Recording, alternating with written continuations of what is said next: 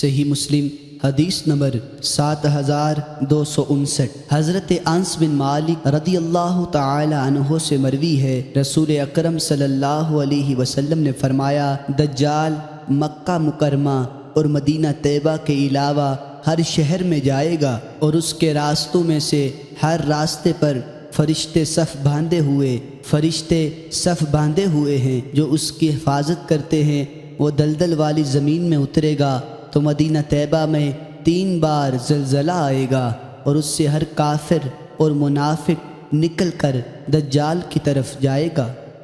صحیح مسلم حدیث نمبر 7260۔ حضرت انس رضی اللہ تعالی عنہ سے مروی ہے، فرماتے ہیں رسول اکرم صلی اللہ علیہ وسلم نے فرمایا، اس کے بعد حسب سابق ہے، البتہ یہ اضافہ ہے کہ دجال اپنا خیمہ جرف کی شور زمین میں جا کر لگائے گا، اور فرمایا ہر منافق مرد اور عورت اس کی طرف نکلیں گے۔